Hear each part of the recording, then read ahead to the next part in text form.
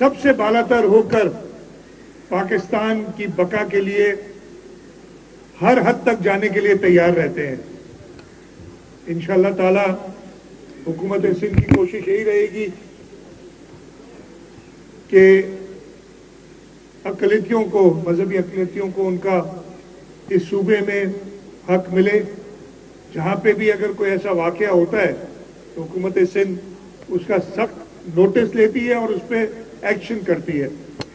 हमने कोशिश की है और इन कोशिशों में कुछ चीज़ें तो आपको लालचंद साहब ने बताई। अक़लियती इबादत गाहों की प्रोटेक्शन, फिर हमने अक़लियती इबादत गाहों के लिए पुलिस में उसी फिरके के नौजवानों की भर्ती,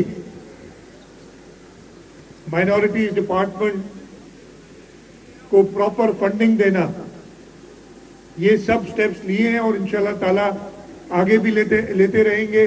इसलिए कि जैसे मैंने कहा कि हमारे मुल्क के बानी कायद आज़म मोहम्मद अली जिन्ना का यही सबक था और सूबा सिंध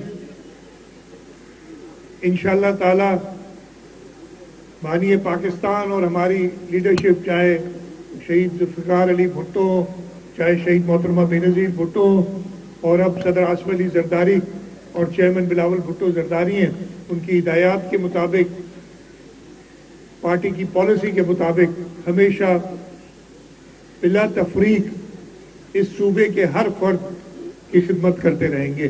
मैं शुक्रगुजार हूँ माइनॉरिटीज़ डिपार्टमेंट का कि आज इस प्रोग्राम का उन्होंने इत्माम किया, सबको इकट्ठा किया और हम सब साथ मिलके ये माइनॉरिटीज डे सेलिब्रेट कर रहे हैं।